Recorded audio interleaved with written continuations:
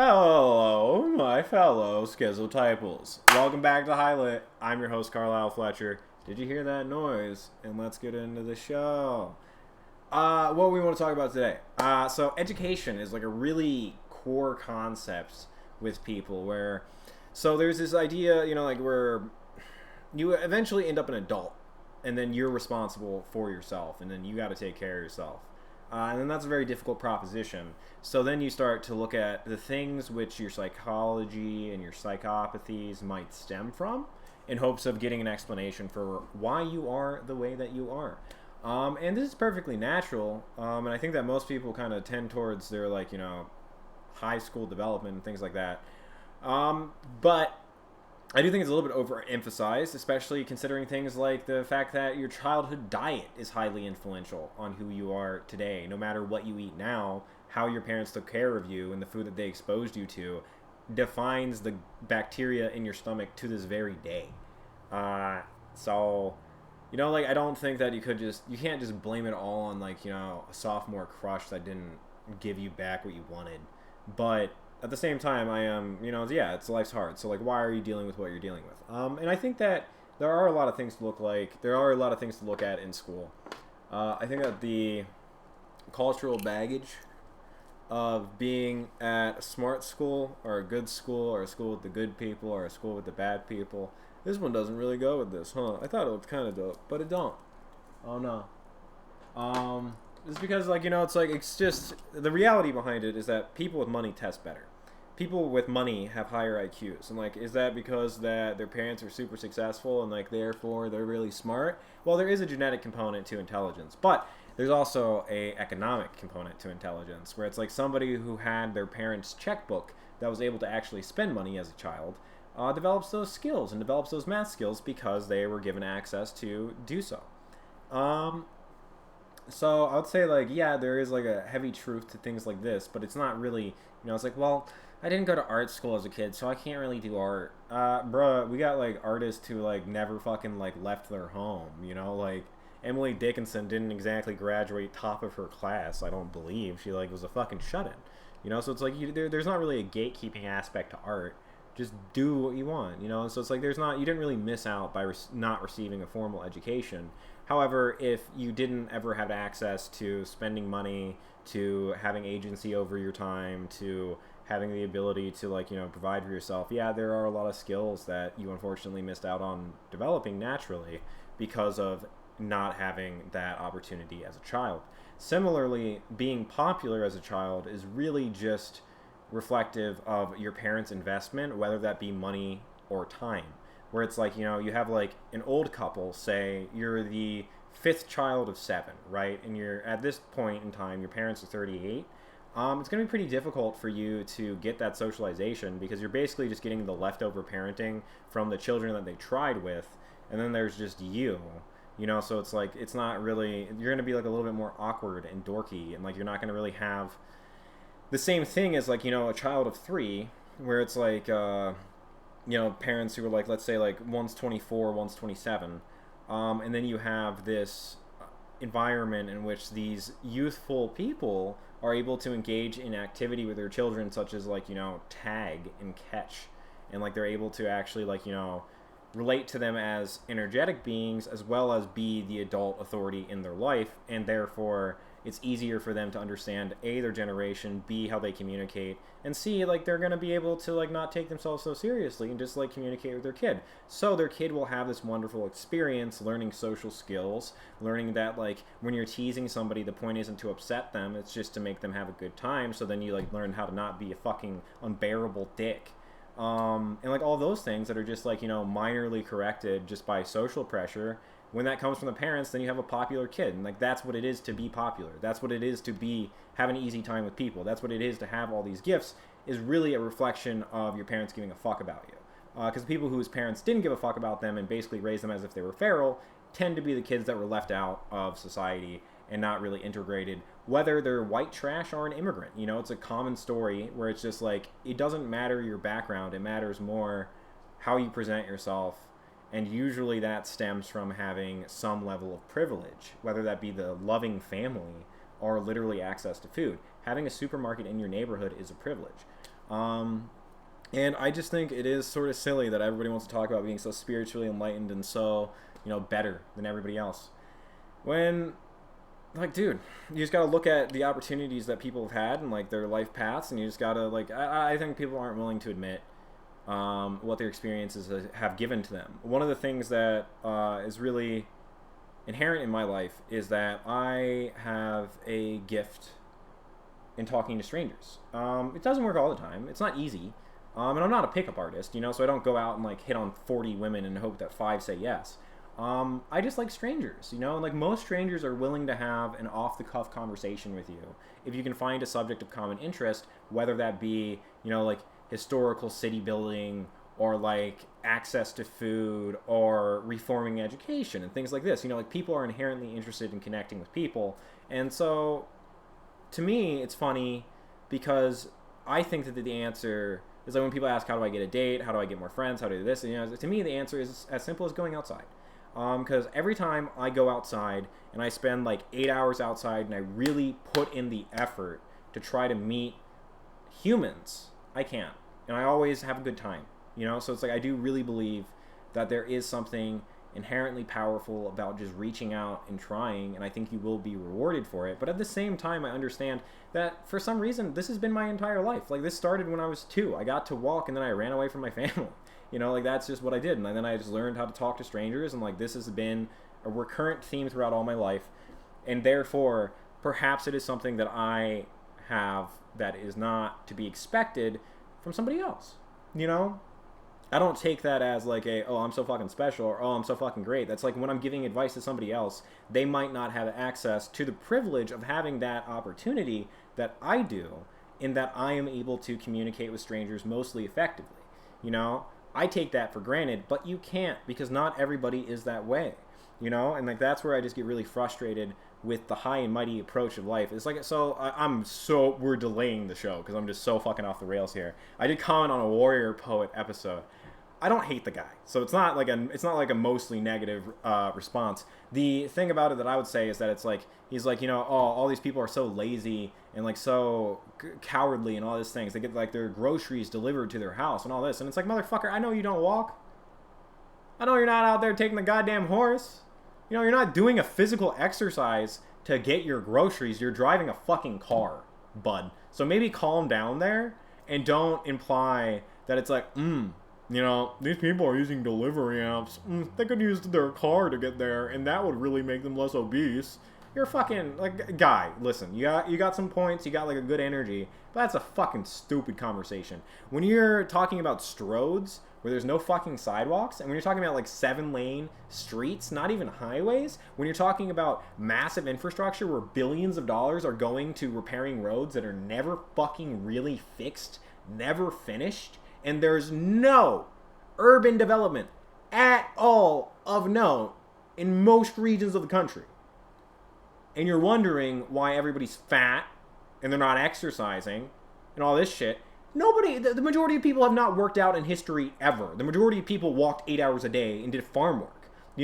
Exercise was built into lifestyle. So if you want to help Americans, don't yell at them. Don't say that it's like, oh my God, you're fat and weak and unmotivated and all this stuff. It's like, yo, listen. So the way that we have life right now is a consumerist lifestyle. And I'm not talking about this in the capitalist model. I'm talking about this, like, literally the way that people make money is they get you hooked on something. So the best thing for them to do is to make you a repeat customer. So what they want to do is they want to structure food and medicine for you to continue to consume it in an addiction, like, nexus. That's what they're aiming for. So when you're like, oh my God, I can only eat fried food and fried food tastes really good to me, that's because it has been, you from a child have been groomed and targeted since you came out of the womb with sugar and fried foods, because these things are high in fat and high in sugar, and you're biologically wired to be driven towards these things and to desire them and to get them. It's not your fault at all. It's not your fault at all. This is literally preying along your evolutionary instincts. They're preying upon the very foundational things which make you you. Don't feel bad about that. Another thing about it is that with car-dependent suburbs, it's not your choice to live there, especially if you have children. If you're terrified of the idea of crime and things like that, yeah, you're going to move out of the city, and the only places they have for you are car-dependent suburbs that are bankrupting municipalities and also just completely unsocial and like completely devoid of community. So when that doesn't make you want to walk around because there's nowhere to walk to because everything's a driving distance and there's also no real connection to the people around you, no shit. You're going to sit on your fucking couch and do nothing. No shit. That's what most people are going to do because it's the most adaptive strategy in the world because that's what they tried to make this like time period be. And you want to talk about like the war to end all wars, the idea is that we become a more placid, weak, and incapable group of people. That's why we're obese, we have worse education, and we're drugged. You know, Adderall's no better than meth. Xanax is no better than heroin. Morphine's no better than heroin. All the pills that they're giving you are in no quantitative way different than street drugs. Street drugs, alcohol, and drugs are all one thing. You know, they all affect you. They're a substance that you got that derived from the earth that then causes a particular effect in your brain. You know, and they give that to children. And they give sugar to children. And they give fried food to children. You know, so it's like all of this is a strategy by lobbyist corporations, the government, etc. It's a war against the people. So why would you be mad at the people? And why would you frame it like you're the weakest generation to have ever lived? Why would you frame it like this is all your fault instead of saying, listen, the things which you might identify with and the things which you might feel like are you are actually somebody who doesn't love you and who doesn't care about you projecting really negative habits onto you so that they can make money. Because I feel like people are much more receptive to that, and if you break it down to them, they're going to be like, shit, maybe I don't want a Coke. Shit, maybe I don't want another fried meal. You know, like they started thinking, they're like, maybe I do need to walk. Maybe I could bike to the grocery store. You know, like all these little victories that you can do every day because you don't need to buy a $75 gym membership. You can go walk in 20 minutes every day for free tomorrow. You know? So that's just what I'm saying. It's just that, like, man, like I get frustrated when people, you know, because like obviously we've broken some eggs with the progressives where it's, you know, we're coming after some holy concepts with them. The conservatives have like similar fucking issues. They have pretty much the same issues where it's like, yeah, okay, no, I don't think that you need to talk to children about sexuality. And then it's like, I also don't think you should be abusing fat people for being fat. It's not productive. You know, it's like, look at the reasons for it. If it's a thyroid condition, you literally can't say shit because you don't know, you know. If it's personal lifestyle, look at it if they have an environment in which another personal lifestyle is adequate. And like other things, you know, it's like work with people. Try to work with people instead of against them. And another thing that's kind of frustrating is honestly with Carl Benjamin.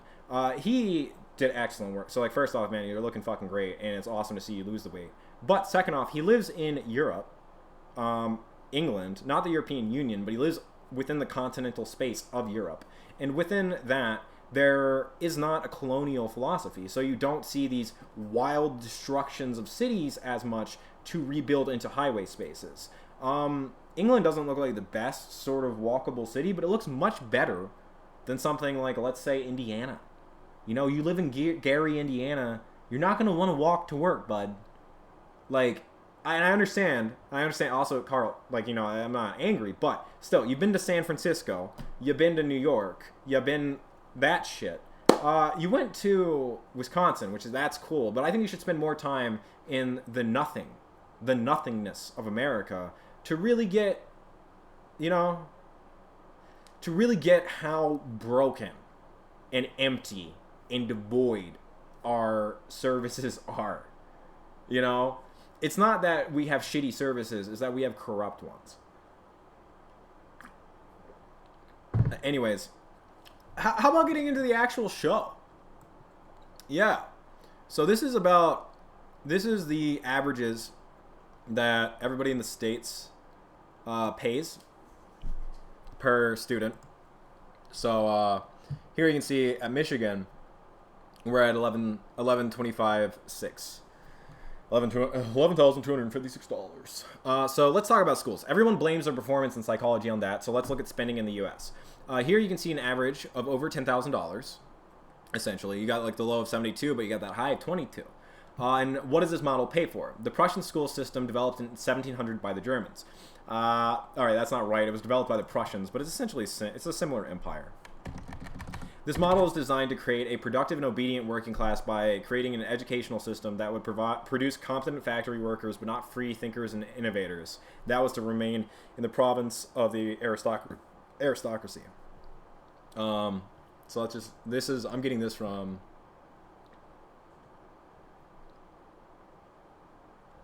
here. Somewhere in here. Yeah, so that's the source for that, is that, yeah, so it's like, like, even though it's like this idea of education, the education that the Prussian model is doing is for obedience. Like, they can say, oh, we're trying to train critical thinking. Oh, we're trying to train critical... No, they have never done that. No, they've never done that. Not a single time that I was in school was I allowed to be critical. Not a single time. I think that it's pretty obvious that, like, it's hard for me to pick a side. It's hard for me to stay consistently on one team flying one flag, because that's not the kind of person I am. I'm a very scattered, intuitive, irrational person, and I don't believe in making heroes and villains. And that argument was never allowed throughout my entire tenure in academia. Nobody gave a fuck. Why do you think I quit academia to pursue this? It's because I think that you can have a more nuanced approach trying. It's like, I try to understand things on this show. I might not be right, and I will go back and correct things if anybody finds something that I'm just flat out wrong on, but also don't take my word as gospel. The point of this is to try to encourage people to look at things. And what are some features of this models? Here's some examples.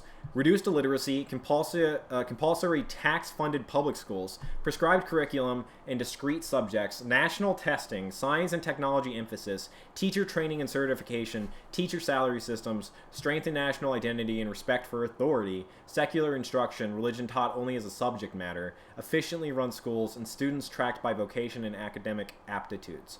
Over time, other features based on the Prussian model emerged, such as age-based grade letter grades, professional hierarchies, permanent student records, and a minimum number of school days.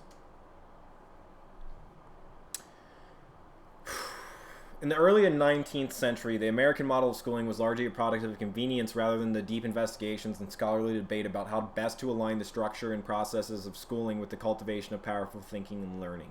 At that time, America had no reservoir of research-based practice or robust theories about education. There was no system of public education.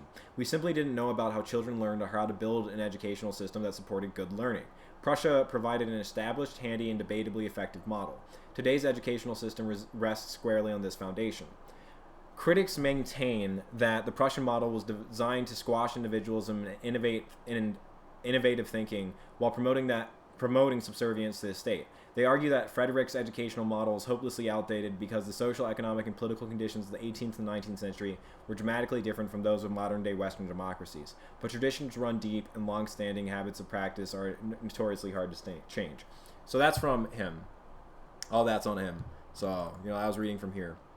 So on letter grades. At first, letter grades were for teachers, as in if all their students were exceptionally above average, then that teacher would get an A. However, because their teacher, that class would be getting an A because their teacher was seen as excellently performing. Because it's like you give an adult 30 kids, and all of a sudden every one of those 30 kids is high achieving, and they're like, damn. You know your shit. You know how to motivate. You know how to teach them motherfuckers, right? But then, later the grades would be applied to the students. And we begin into the business of measuring children. The onus was shifted from the adults, the responsible adults, onto those that were supposed to be guided in life. The children were no longer learning, but at work, being crafted into a submissive form for a large government to walk entirely on top of. I'm pretty sure, I forget what president, but I think it was maybe Lincoln had to finish some fucking middle school classes. But yeah, so we went from like, it sucks, because maybe your kids are just dumb. Maybe that's why you're a bad teacher. So let's forgive this adult. Anyways, hey, people that they're supposed to guide, maybe you're shitty at following things. Maybe it's not that your teacher's an absolutely failed adult. Maybe it's not that they have no ability to reach children. It's probably you. It's probably fucking you. And now in an era where children don't value free speech, their own agency, learning skills to be able to provide for themselves, or history, does it not seem like the Prussian model does exactly what it's supposed to? We have a divided public with two sides that refuse to engage with each other openly and honestly. Two sides that are obedient to party propaganda, which paints a worldview that they refuse to shift from. We have a society of ideal Prussian people. We must be afraid. We must be afraid, or at least I am very afraid. Study Russia, study Musil, study the past, and you will hear of a young generation either with new gods, no gods, or attempting to awaken an old god, or old gods that feel failed by the previous generations, one progressive and one conservative. In response to this, the youth take it upon themselves to embody new ideas, new movements, something fresh, a third option. Invariably, this third option becomes fascist or statist or at least authoritarian, whether Austrian or Soviet doesn't matter. So as I am railing against both our progressives and our conservatives, I do not think I am calling us to an action or to a spiritual journey. I'm looking to resurrect the anti-federalist. There's no future better than America's past. A disunified republic of states, some which were truly free, others which failed to live up to their ideals, as we do to this day. Founding fathers were anti-slavery. Several founding fathers were anti-slavery. Several Christian sects were anti-slavery. There is a tradition of these things within America. America is the most embodying of these things. Yes, the government did not do so. Yes, maybe the whole of the people may not embody this, but we have heroes and we have people who helped us get here. And that's what I mean by our past, is like Emerson, the transcendentalist. I understand that they might be overrated, but whatever. It's like these people, Quakers, people who believe in inner lights, people who believe in the equality of man. Women were able to vote if they owned property. Black people were able to vote if they owned property. So like there were these select societies and individuals that are worth celebrating and that spirit worth maintaining through our future. So there's not a whole lot to preserve, nor an ideal to progress to. Conservatives are silly because they want nothing but to uphold the status quo.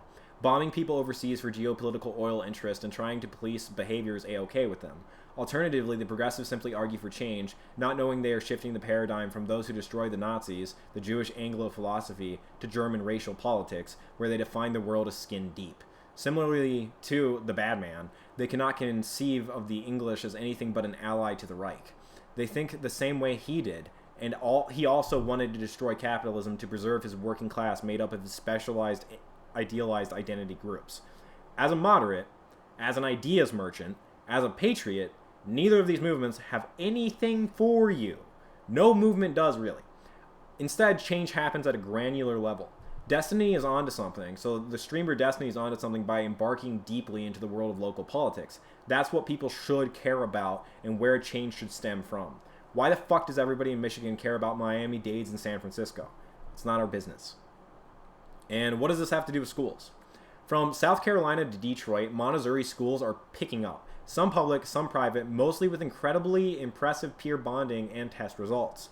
So we're saying that, like, we can see, I'm going to say, so we got this range. So, like, let's say the lowest of the highest budget is $15K.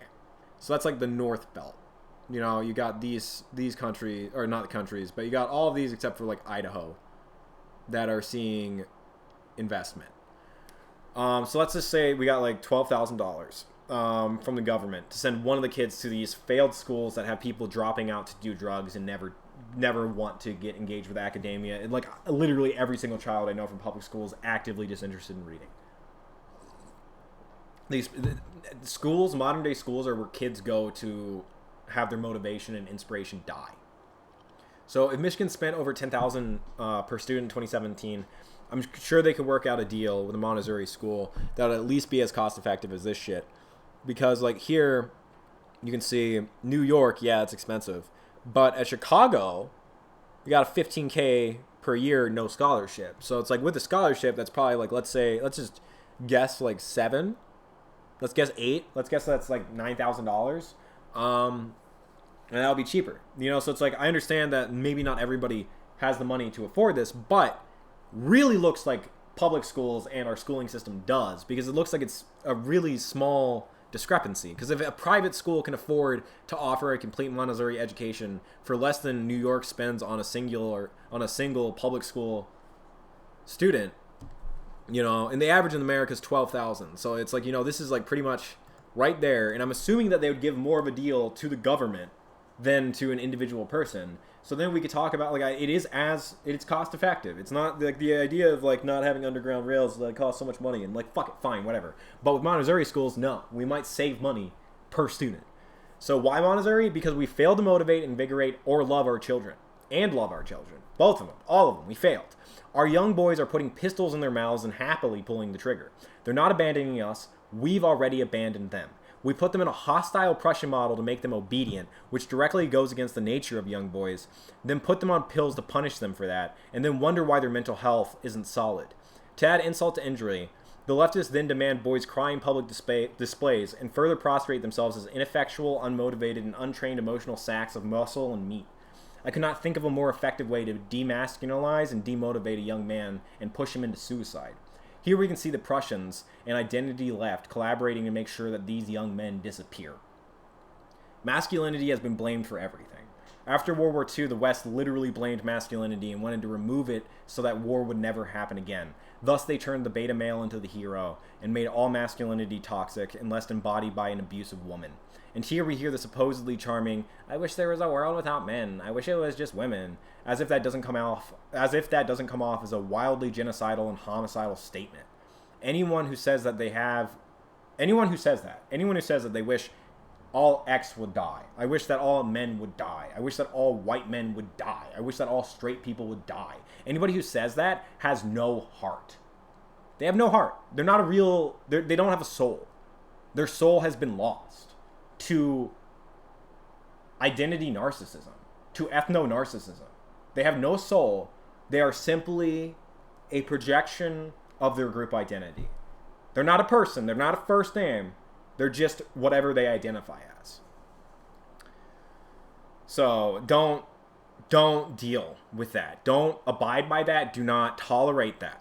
Anyone who says that has no empathy. Do not let them trick you with crocodile tears and snake oil morality. Free children not from the limits of celibacy, as the French theorists demand, but instead from your expectations. If a boy wants to break things and play with trucks, let him. If a girl wants to sew and cook, let her. Get the fuck out of their lives. Biology is more primary than whatever you think. Do not project your agenda onto children. That was the bad man's literal strategy. You can call everyone else fascist because you've created and voted for a fascist state, all because you didn't like the guy who didn't start a single new war in the Middle East. Racial identitarianism is the same under all stripes. When you say that black people vote Democrat, you are erasing everybody with that skin color who thinks differently. You are a racial identitarian, and I do not abide by that. I do not abide by that. I believe in diversity of thought, because diversity of thought covers more people than just, oh, I wanna collect a coloring book. Fuck you, you shallow piece of shit. You're treating people like animals. Fucking Hunter Biden with that no yellow. So back to the schools. Montessori shines particularly with children. To be sure, and this is from a quote from this study, U.S. News. So it's to be sure. Yeah, so to be sure, high-income kids outperformed low-income kids regardless of the school. But the researchers found that lower-income kids in Montessori schools had much higher math and literacy schools than the lower-income kids in other schools. Similarly, higher-income kids in Montessori outperformed higher-income kids in other schools, but not by as much.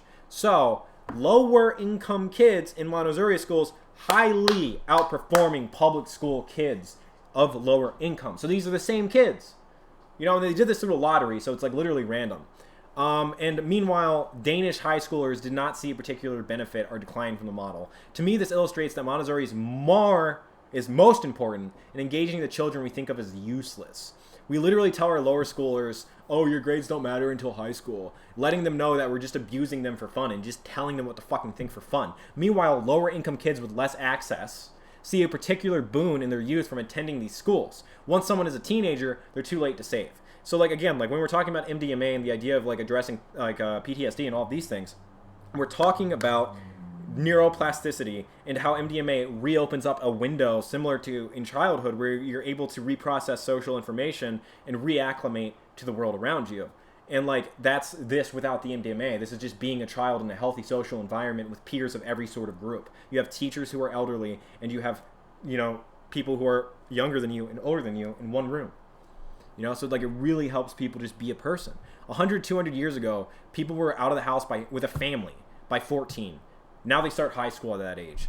Psychologically, it's just not as important. If you want to help someone, you have to reach out to them as a child or as discussed under the effects of MDMA. So this is another quote I wanted to read too. So this is this is what a teacher wrote. So this is a blogger covering what a teacher said, Benjamin Ludwig. Too many of those with authority over children allow the training of the Prussian model. Comply, do as you're told, stay at grade level, do your homework, ignore inequality to rule their lives. They become the teachers who won't stand up for kids. The principals who don't support teachers who stand up for the system. The administrators who push principals to do the things wrong for kids. Superintendents who believe that their word is law. What Benjamin Ludwig says is your personal morality, your personal ethics must be your guide. That your responsibility to humans, to children matter more than anything else. But there are always two ways to live.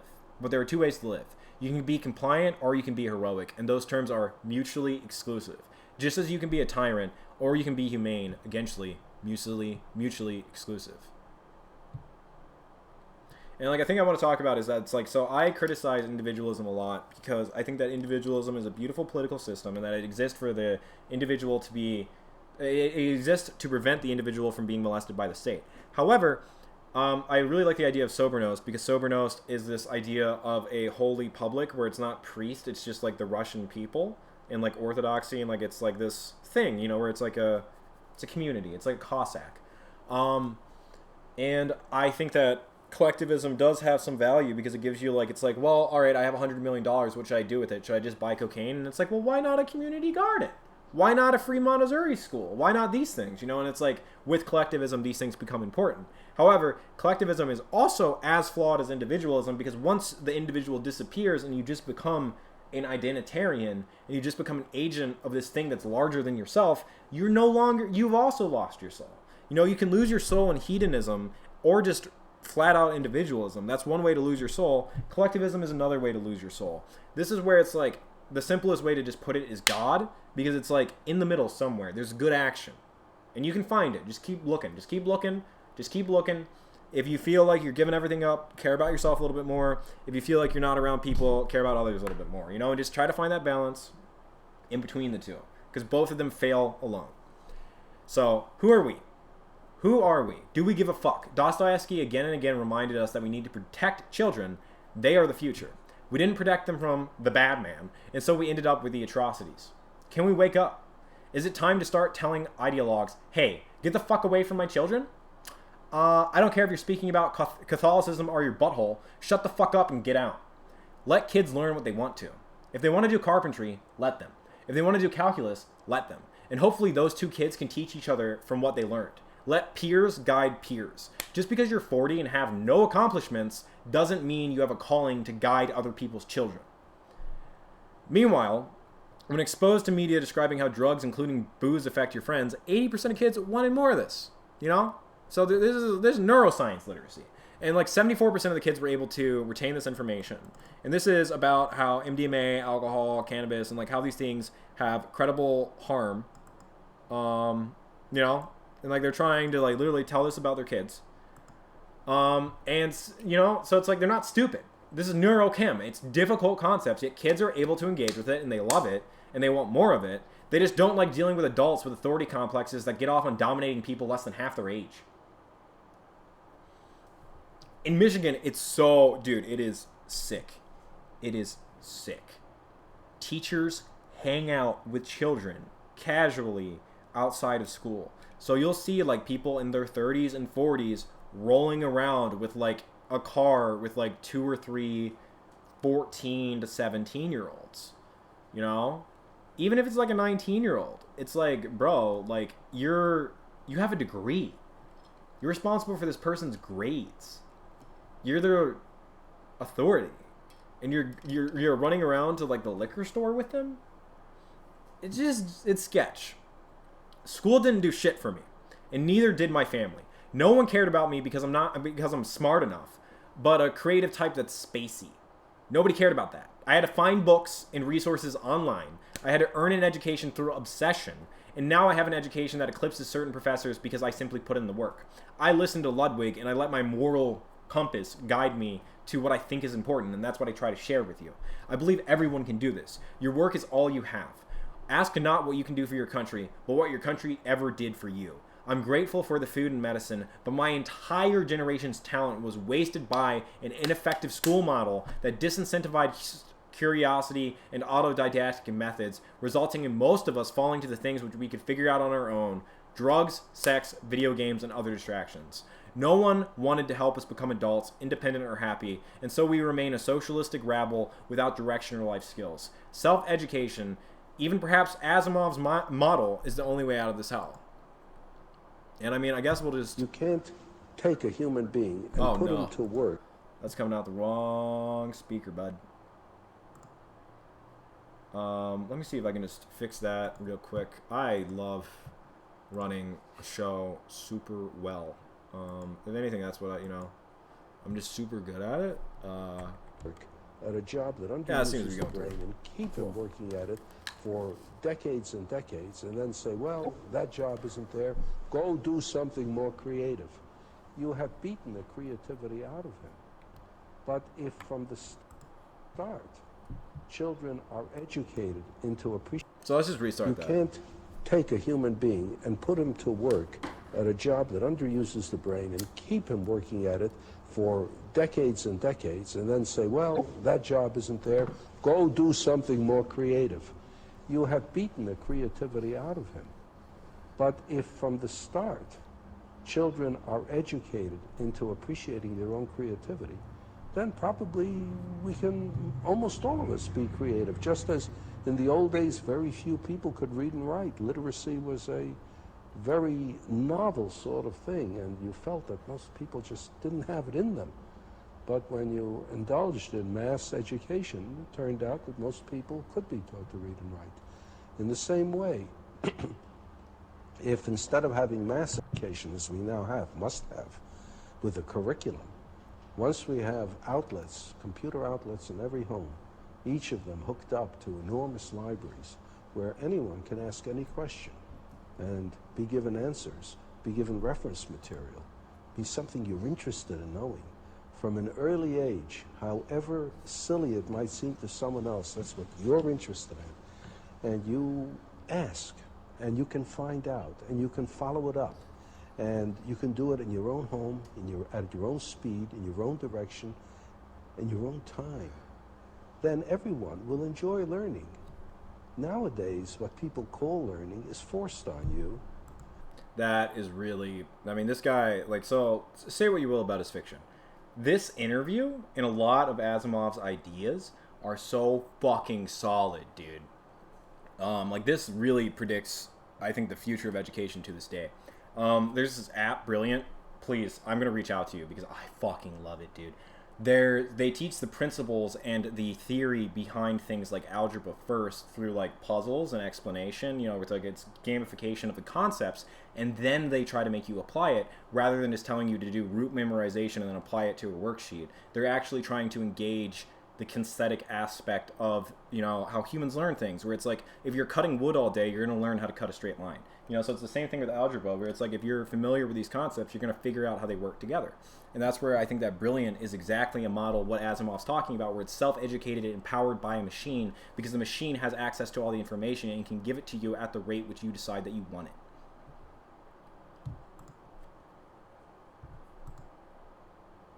And everyone is forced to learn the same thing on the same day at the same speed in class. And everyone is different. For some it goes too fast, for some too slow, for some in the wrong direction. But give them a chance, in addition to school, I don't say we abolish school, but in addition to school, to follow up their own bent from the start. Well, I love the vision, but what about the argument that machines, computers, dehumanize learning? Well, as a matter of fact, it's just the reverse. It seems to me that it's through this machine that for the first time we'll be able to have a one-to-one relationship between information source and information consumer. A one-to-one relationship between information source and information consumer. For the volume of a sphere. So another thing that he brought up in a different interview that I remember watching as a child is the idea that, like, if somebody really loves baseball, let them study baseball, because when they're learning all those stats and they're learning all that information, what they're actually doing is learning statistics and things like that. You know, so I'm actually, like, I think that this is he was a brilliant visionary in terms of the future of education and things like that. You know, so I think really worth the review. Please watch his videos. Please look up Isaac Asimov interviews, because I think that he is just such a lucid source on what technology could be for empowering children to learn useful skills. And I just wanted to pop this one up because when we're talking about health, when we're talking about things like this, there's an unavoidable reality that is socialization. And this is why I talk about it so much. This is why I talk about traditional urbanism. This is why I talk about these things, is that they are crucially related to your health. You're more likely, we'll get into this in a separate episode, but you're more likely to become obese. You're more likely to become depressed. You're more likely to have all these issues that, oh no, there we go. You're more likely to have all these health issues that are correlated to, like, you know, being alone and all these things. So it's like, I think that this, like, make sure that you're getting out, make sure that you're trying to have friends, make sure that you feel like there's a community that matters to you, and make sure that it's like a community with the right focus. So, like, it's more important that you join a cooking class that makes food that you value and makes your body feel good than like-minded people. Because again, I believe that it's like, if we're going to talk about fluidity, I think that people are very fluid in ideas. I think that people change their mind all the fucking time. So I think that you shouldn't be too attached to things like that, even a church, where it's like the point of a church is the community coming together. The point of the church is the kid on their cell phone and the mother with the crying baby. That's the most beautiful part. The mass doesn't really fucking matter. So it's like just trying to find, you know, something, you know, like talking to your elders, where it's like a 60-year-old man that you're like, damn, dude, you actually look like somebody who went through life in a way that I respect how you carry yourself, and I respect the way that you've gotten here. And, you know, like, having those relationships, like, I feel like AA is beautiful in that it allows people to have this, but it's also tragic in that it's only available to alcoholics, and that it's like, no, all America needs this repairing. All America needs to be reinforced to have more of a local social life and to feel more connected to the things around them. So we're gonna just load up the Minecraft world because I just want to show real quick that it's like the vibe is not that difficult to achieve. So I just think that, let's see if that's the right size first.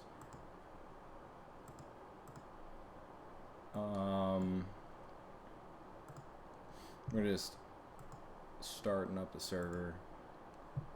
Alright, cool. So that's right. I'm going to just turn that off while I connect. Oh, shit. Ow. That quite was loud. I'm going to say that was quite loud. We're seeing if it works. We're still joining world. We gotta probably migrate the server. Oh, there we go. I'm drowning, apparently.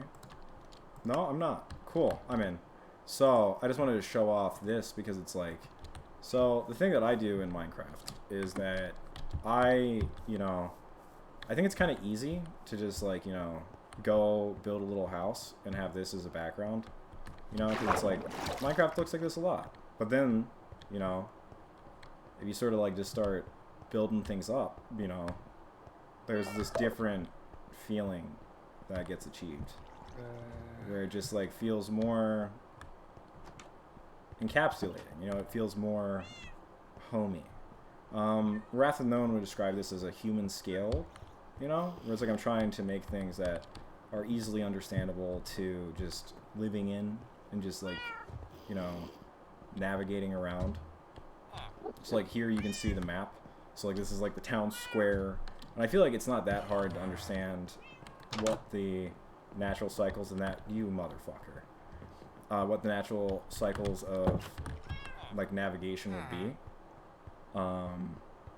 Because it's, you know, it's the point of a structure like this, and the point of this design philosophy, in my view, is that the way you should be able to look at everything and understand where you want to go, you know?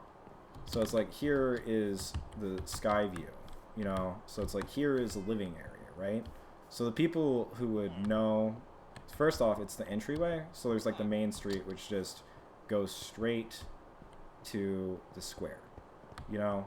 And then this is sort of the main part of town. Then you have a main road over there to like the farm, the more open areas, while you have like these small streets, these smaller streets that are going towards residential areas. You know, obviously I have to keep working on this shit, but I'm out of stone. So we'll just get to that when we do.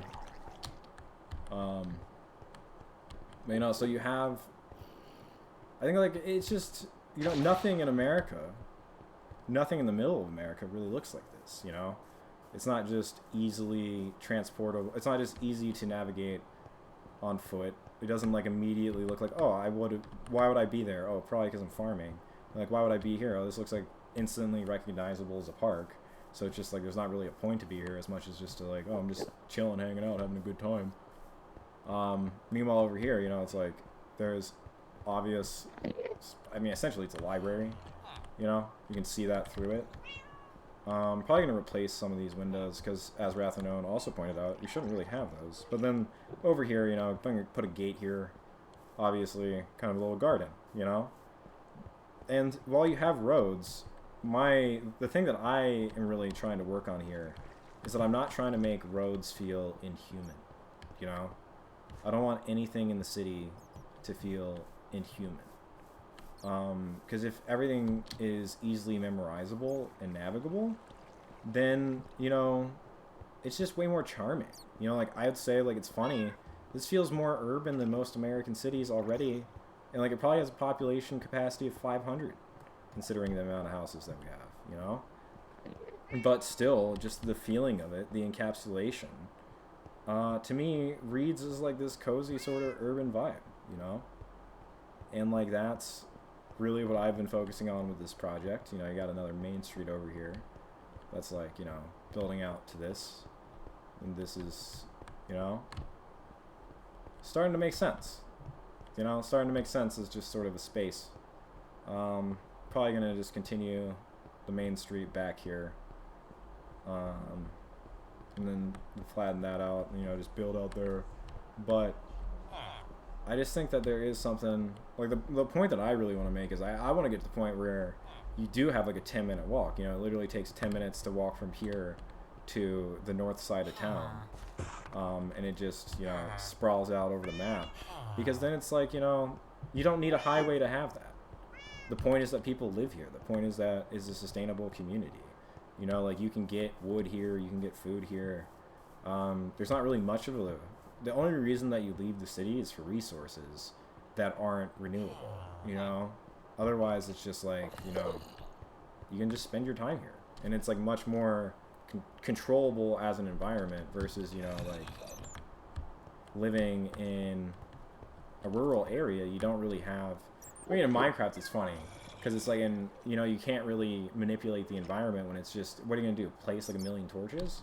And it's like, sure, but also if you urbanize everything, then you start to get a better, like, I feel like it gives you more an idea of how to control the space and what you can do to contribute to that. But I think that's basically it with the showing off of the city, because that's the point that I wanted to make, really. We got 10 minutes, so.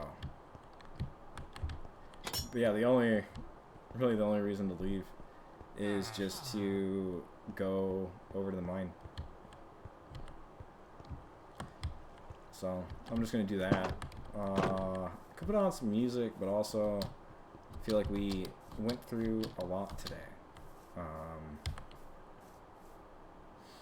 It's also just been, weird season, I feel like.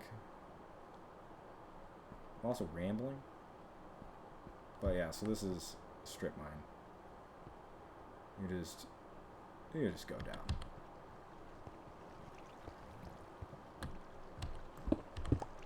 Oh shit, do I have torches? Yes, I do.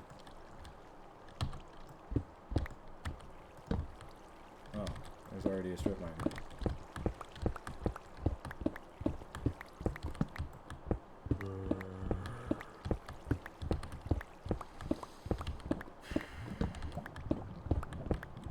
But yeah, I do think that Destiny is really right that the most essential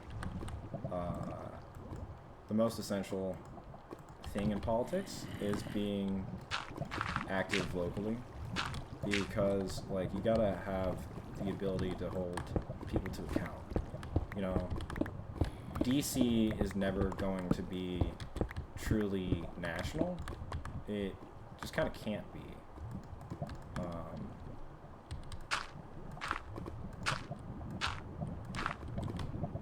Because it's not the way that people or cities really work.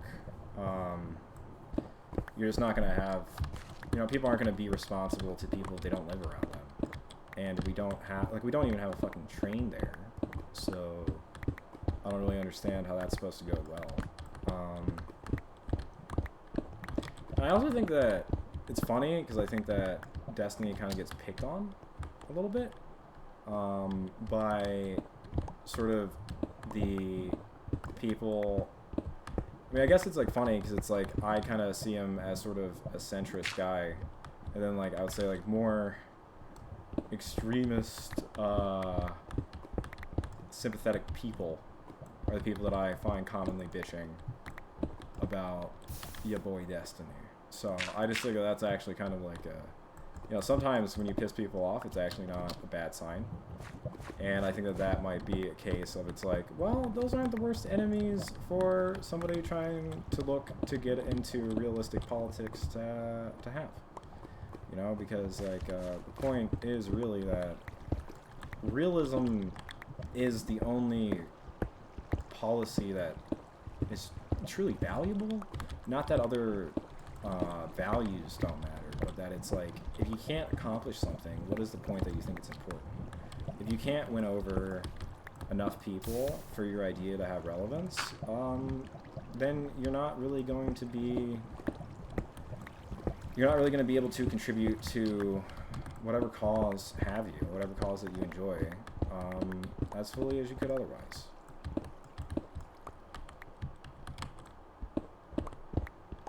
So that's why I think it's important to always stay, I would say, essentially humble in your beliefs, because you never, just because you're really convinced of something doesn't mean that everybody is, and it's important, you don't want to discredit the importance of being able to relate to the people around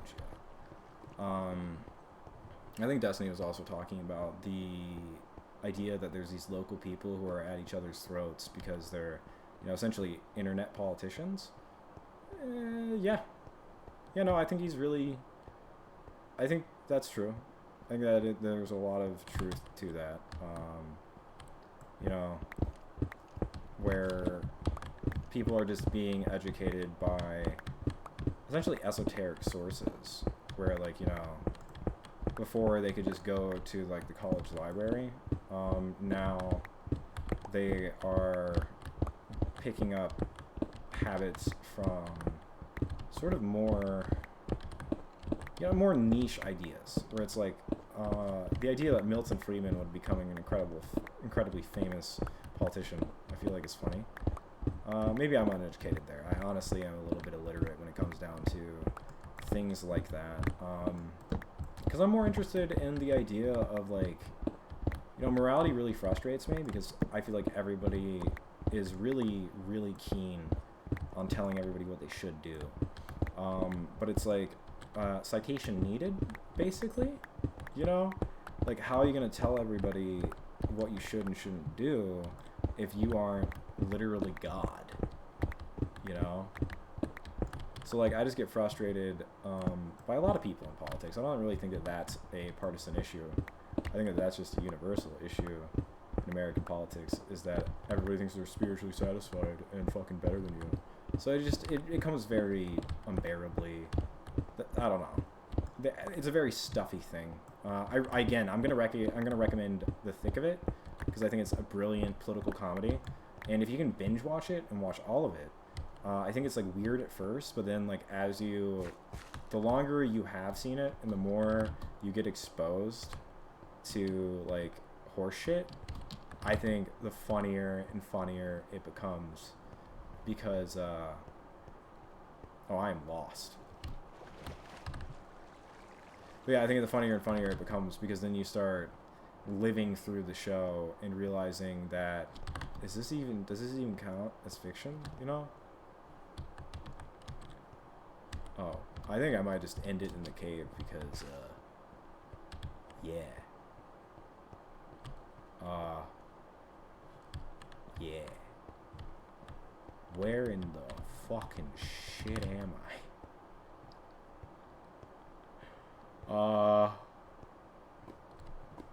Okay.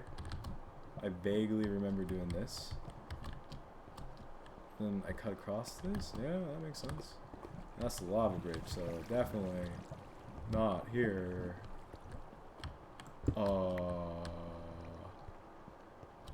Uh-huh. Yeah. Man, I know my Minecraft world like the back of my fucking hand, bro. I don't get lost ever. What are you talking about? What are you fucking talking about? Cool. So, yep, that was just doing some chores. We're ending the episode here. Please like, comment, and subscribe if you enjoyed the show. Also share it with people if you feel so inclined. I feel like saying all that stuff is cheesy because I feel like it is kind of implied, but apparently every YouTuber says that it drives engagement. So, like, cool. Do what you want, basically.